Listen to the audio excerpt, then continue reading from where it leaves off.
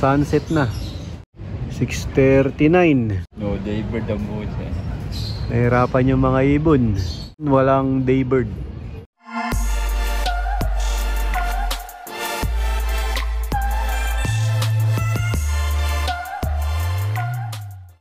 Zero clock.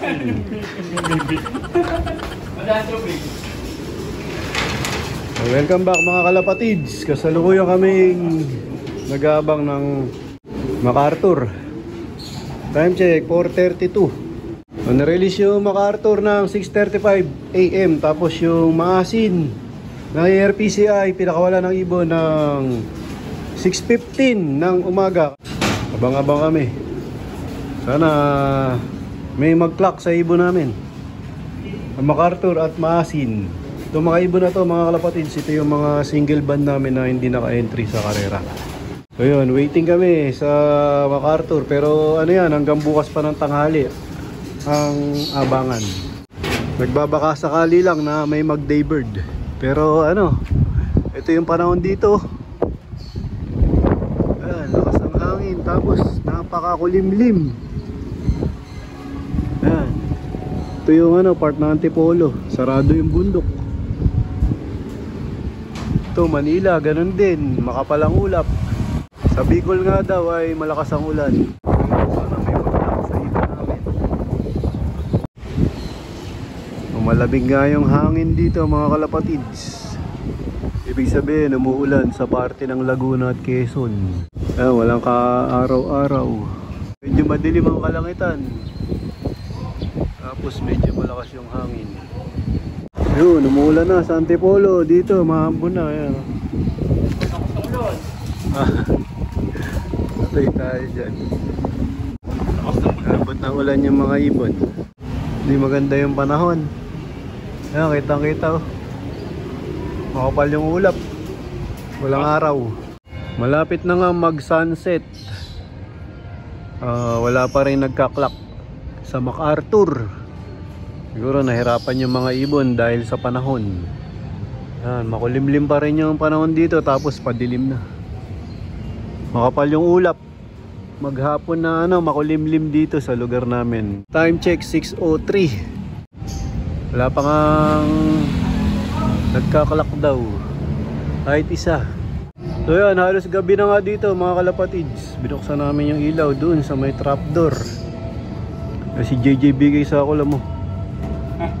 Wala pa nga nagkaklak. Time check 6:22. So magka-cut off time na. Saan tayo? 6:30? 6:38 yata ang ano.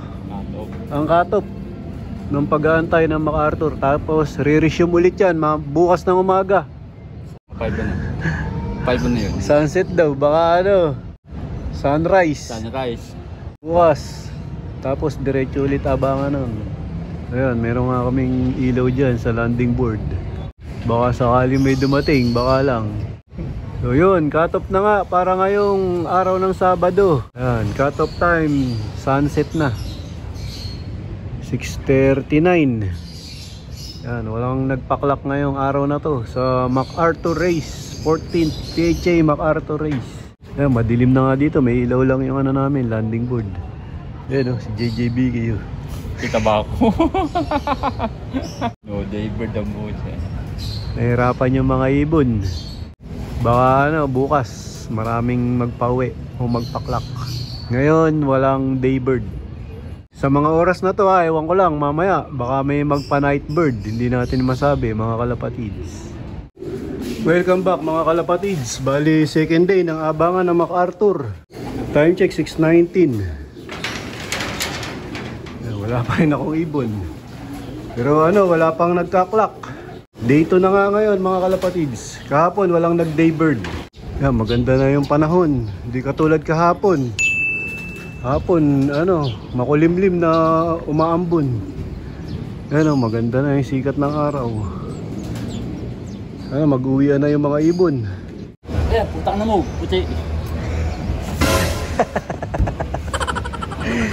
Wala pa kami ibon mga kalapatids. Eh, puti, di ba ano, puta na yun. Nagulat ka. Wala naman tayo kanargang puti. Alam ko, namuti na yung ibon natin. Namuti kakalipad. Namuti kakalit. Wala pa rin nagkaklak.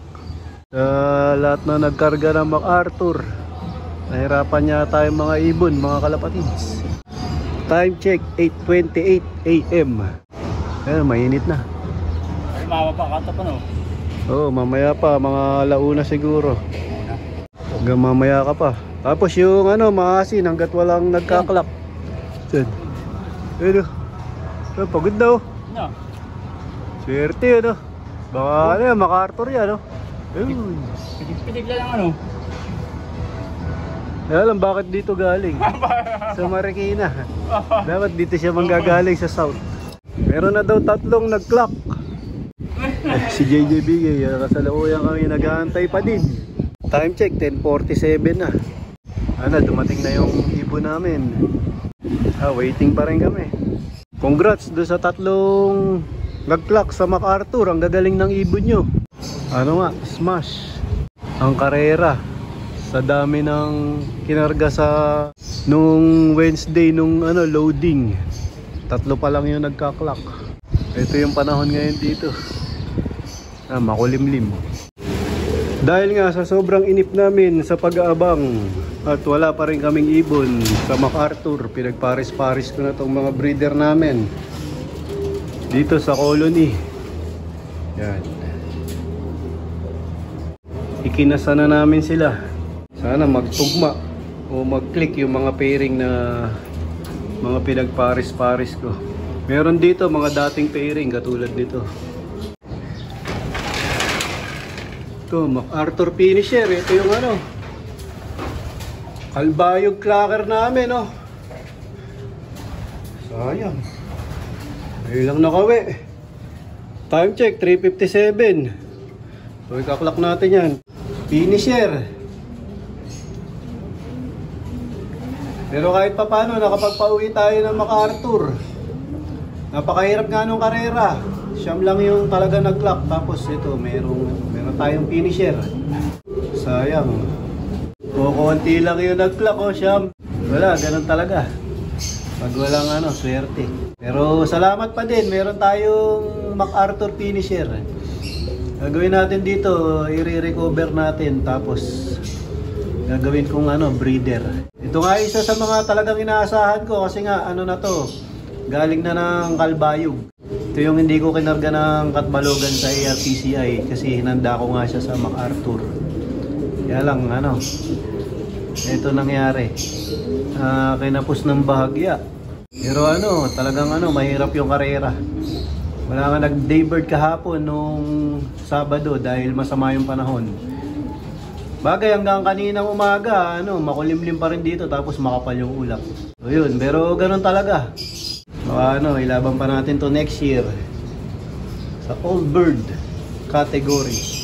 Bali ito nga yung ano, 3 ano to, magkakapatid na ikinarga ko. Yung kakauwi lang na blue bar, tapos yung blue bar na bawas ang buntot, kapatid din niya yun. Bali ito, third ano to, ay bali siya ano to, second clutch. Yung bawas ang buntot tsaka yung blue bar nakababalik lang, magkaano yun, mag-nestmate. Ano sila, iisa yung magulang. Yan, bali 3 silang magkakapatid na kinarga ko sa MacArthur. Yan, binigyan ko nga siya ng Kabalen Sneaky Mix. Puro ano, maliliit lang yung pinakain ko muna sa kanya para madali niya i-digest. Sana may dumating pa na ano, mga kasama niya. Pang ano na, pang gagawin ko ng breeder. Naantay ko yung isa, yung galing ng ano, yung finisher ng katbalogan, yung red bar na may puti sa ulo. Magbabawi ng ano, magbabawi sa pagkain kasi nga ano, manipis na manipis yung katawan. Pero ano, walang putik yung paa niya. Talagang ano to, napalayo lang. Tingin ko, ayan o. Walang putik yung paa.